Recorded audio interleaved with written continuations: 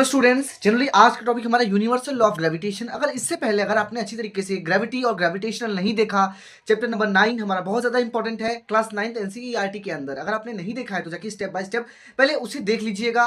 और अगर आपको केमिस्ट्री में कोई भी दिक्कत हो, बायोलॉजी में कोई दिक्कत हो, तो मैंने ऑलरेडी सारी वीडियोस अपलोड कर दी हैं अपने चैनल पे, और प्लेलिस्ट फॉलो कर लेना, जिससे स्टेप बाय स्टेप हर चीज़, हर एक वीडियो आपको अवेलेबल मिल जाएगी।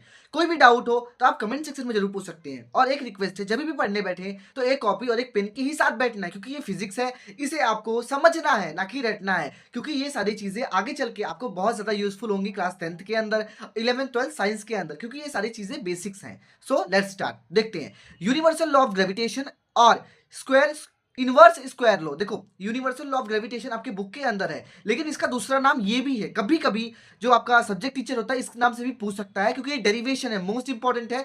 5 नंबर पे पक्का आता है एग्जामिनेशन के अंदर, फाइनल एग्जामिनेशन के अंदर। ठीक है, तो ध्यान रखना है। ठीक है, देखते हैं क्या है स्टेटमेंट। पहले देख लेते हैं कि इसका स्टेटमेंट क्या है। स्टेटमेंट का मतलब क्या है कि इसके इंपॉर्टेंट पॉइंट्स, इसका इंपॉर्टेंट मतलब ये कहना क्या चाहता है यूनिवर्सल लॉ ऑफ ग्रेविटेशन, वही इसका मतलब है। ठीक है, देखते हैं क्या है। The universal law of gravitation states that, कहने का अर्थ यूनिवर्सल लॉ ऑफ ग्रेविटेशन ये कहता है, क्या कहता है देखते हैं। Every object in the universe attracts every other object with a force. कहने का अर्थ है जो जितने भी ऑब्जेक्ट्स हैं ब्रह्मांड के अंदर, यूनिवर्स के अंदर, वो अट्रैक्ट करते हैं, खींचते हैं दूसरे ऑब्जेक्ट्स को विद ए फोर्स, एक फोर्स के साथ। तो उस फोर्स को हम ग्रेविटेशन कहते हैं। क्या कहते हैं दोस्त? ग्रेविटेशन कहते हैं। एक बार वापस बताता हूं फिर से। Every object in universe attracts another object with a force. ठीक है, इसे हम कहते हैं ग्रेविटेशन। तो यही लॉ है हमारा यूनिवर्सल लॉ ऑफ ग्रेविटेशन। एक नंबर में पूछ सकता है कि इसका आप लॉ बताइए। देखो लॉ अगर 1 नंबर या 2 नंबर में पूछ रहा है तो ये ध्यान रखिए आप कि इतना ही आपको लिखना है, पूरा आपको नहीं लिखना है, खाली इसके स्टेटमेंट्स को ही लिखना है बस, और कुछ नहीं लिखना है। ये ध्यान रखिएगा आप। आशा करता हूं आपको समझ में आया हो। देखते हैं दूसरा पॉइंट क्या है।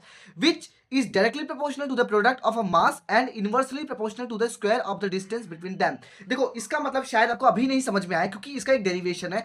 जब हम डेरिवेशन कर लेंगे तो हमें अच्छी तरीके से हर एक चीज समझ में आएगा। तो अभी के लिए इसको हम छोड़ देते हैं, पहले हम डेरिवेशन समझते हैं, डेरिवेशन के बाद हम इसको वापस समझेंगे। ठीक है, तो डेरिवेशन क्या है देखते हैं। देखो आपके आपके एनसीईआरटी बुक में 2 ऑब्जेक्ट्स को कंसीडर किया गया है। देखो थोड़ा मैंने पेंसिल थोड़ा डार्क यूज नहीं किया, तो आप अपने नोट्स के अंदर जब आप नोट्स बना रहे हो, जब आप लिख रहे हो, तो थोड़ा डार्क पेंसिल का यूज करना। ठीक है, देखो मैंने 2 ऑब्जेक्ट्स को कंसीडर किया है। मान लीजिए प्लेनेट 1 है, प्लेनेट 2 है, तो इसके अंदर 2 चीजें हैं। पहली बात तो मास है, तो मैंने बोला m1, और मास है दूसरे वाले का तो m2। ठीक है, और दोनों एक फोर्स के साथ अट्रैक्ट हो रहे हैं। क्योंकि क्यों अट्रैक्ट हो रहे हैं? क्योंकि हमने बताया ग्रेविटेशन का मतलब क्या है कि जो पहला ऑब्जेक्ट दूसरे ऑब्जेक्ट को खींचे उसे हम ग्रेविटेशन कहते हैं, और इसे यूनिवर्सल लॉ ऑफ ग्रेविटेशन भी हम कह सकते हैं। तो हमने कंसीडर किया, क्या कंसीडर किया? 2 ऑब्जेक्ट्स मतलब 2 प्लैनेट्स को हमने कंसीडरेशन में लिया। अब इसके आगे हम देखते हैं क्या है। देन हमने कंसीडर किया 2 ऑब्जेक्ट्स को, जैसे कि मैंने बताया आपके डायग्राम के थ्रू मैंने बताया 2 कंसीडर हमने लिया। अब देखते हैं इसके आगे। Mass of first object m1, mass of second object m2। ठीक है, इसे हर एक चीज को स्टेप बाय स्टेप आपके एग्जामिनेशन में यही लिखना है, यही लिख के आना है।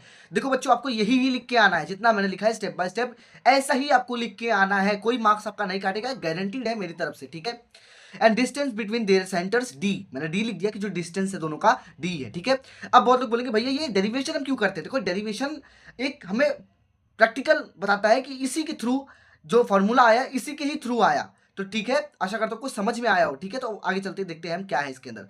तो ग्रेविटेशनल फोर्स यानी F increases with a mass increases, जैसे कि हमने भी देखा था आगे ग्रेविटेशनल और ग्रेविटेशनल फोर्स में आगे चल के, अभी अभी नहीं आगे चल के हमने देखा था कि ग्रेविटेशनल क्या करता है, अगर फोर्स बढ़ रहा है तो उसका मास भी बढ़ेगा। क्या बढ़ रहा है? ग्रेविटेशन फोर्स बढ़ेगा तो उसका मास भी बढ़ेगा।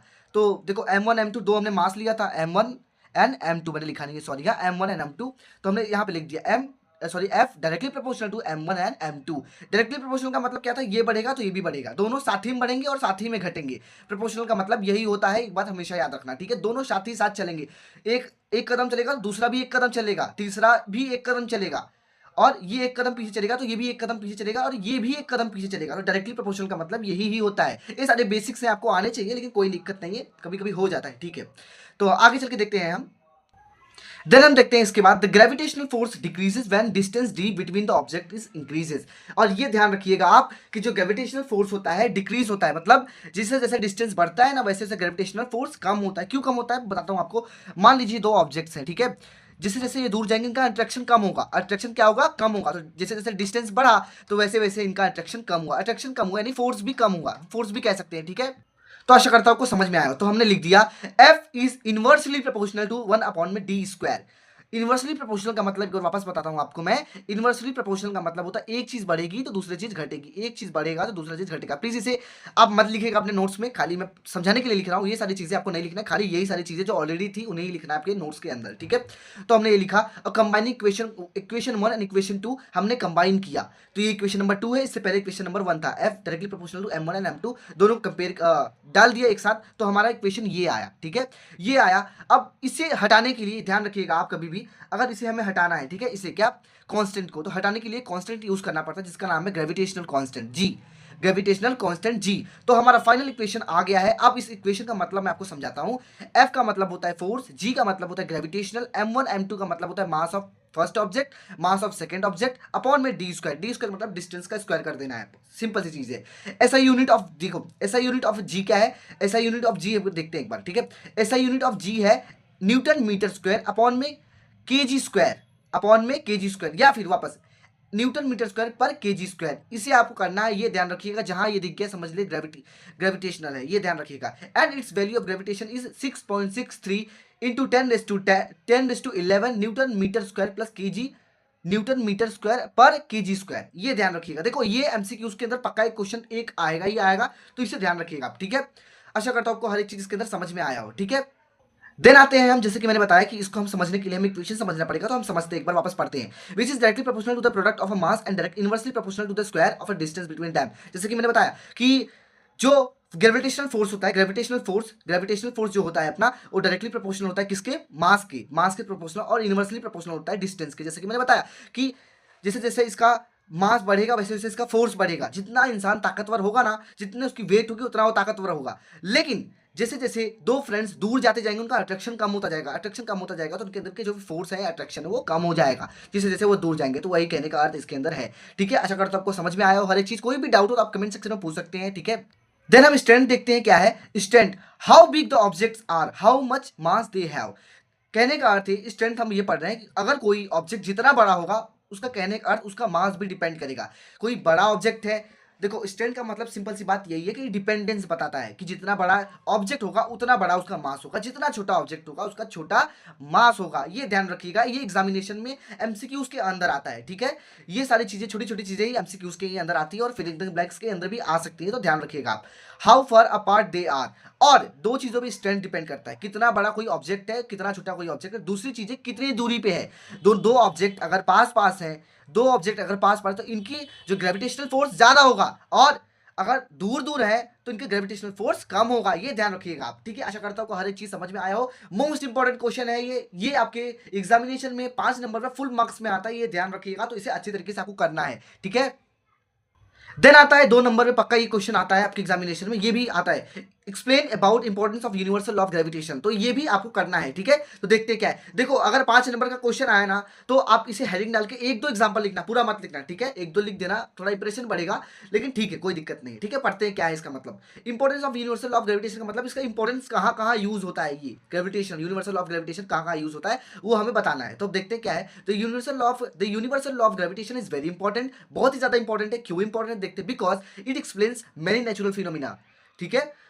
ये सॉरी मैंने फिनोमिना की स्पेलिंग लगता है गलत लिख दिया, माफ कीजिएगा, थोड़ा सही कर लीजिएगा। फिनोमिना नहीं सही है सॉरी आप, सही है ये बताता है बहुत सारे नेचुरल फिनोमिना को। नेचुरल फिनोमिना का मतलब नेचुरली चीज जो प्राकृतिक रूप से हो, जिसे कोई इंसान बना ना सके, उसे क्या कहते हैं हम? Gravitational importance of universal law of gravitation, ठीक है। आशा करता हूँ हर एक चीज समझ में आया हो इसके अंदर। अब थोड़े बहुत एग्जांपल्स देखते हैं जिससे हमें समझ में आया कि इसका इंपॉर्टेंस कहाँ कहाँ है। जैसे कि force that binds us to earth, पहला ग्रेविटेशन का कहाँ, यूनिवर्सल ऑफ ग्रेविटेशन का पहला एप्लीकेशन कहाँ है, इंपॉर्टेंस कहाँ है हमारे पास, जब हम अर्थ से जुड़े हुए हैं। अर्थ से क्यों जुड़े हुए हैं? क्योंकि ग्रेविटेशनल फोर्स है। ग्रेविटेशनल फोर्स अगर हट गया तो हम आसमान में उड़ सकते हैं, ठीक है। कोई भी चीज जब हम फेंकते हैं तो नीचे क्यों आती है? ग्रेविटी के कारण आती है, ठीक है। दूसरा क्या? Motion of planets around the sun. दूसरा यही है कि जो हमारा सन है और जितने आजू बाजू जितने प्लैनेट्स राउंड राउंड राउंड मतलब कि चक्कर लगाते हैं, तो तो क्यों चक्कर लगाते हैं? ग्रेविटेशनल के ही कारण, motion of moon around the earth. Earth का जो हमारा चांद है चक्कर लगा रहा है, क्यों चक्कर लगा रहा है? ग्रेविटेशन के ही कारण। एक्सप्लेन फेलिंग ऑफ ऑब्जेक्ट, कोई भी चीज जब गिरती है तो ग्रेविटेशन के ही कारण गिरती है, जो नीचे आती है। तो आशा करता हूँ ये सारी चीजें छोटी छोटी चीजें थी जो बहुत ज्यादा इंपॉर्टेंट है समझने के लिए। अब देखिए, इसे समझना एक मजेदार तरीके से आपको समझना है, ये सोच के समझना है कि मुझे बहुत अच्छा लगे, मुझे कुछ सीखने को मिले इस चैप्टर से, ये सोच के आपको पढ़ना है, जिसकी वजह से आप बहुत ही अच्छा स्कोर भी कर सकते हो, आपकी नॉलेज भी बढ़ेगी। ठीक है, आशा करता हूँ आपको हर एक चीज इसके अंदर समझ में आया हो। कभी भी देखो दोस्त, कुछ समझ में ना आए तो ये ऑनलाइन सेशन है, तो प्लीज कमेंट सेक्शन में जरूर पूछना। कमेंट सेक्शन में पूछोगे तो मैं जरूर बताऊंगा, या फिर अगर नहीं समझ में आया कमेंट सेक्शन में भी अगर आपको, तो मैं उस पर अलग से वीडियो पे डिस्कशन करूंगा। ठीक है, so thank you so much everybody. कोई डाउट हो तो आप कमेंट सेक्शन में पूछिए। मिलते हैं अगले वीडियो में। प्लीज लाइक करना, शेयर करना है, सब्सक्राइब करना।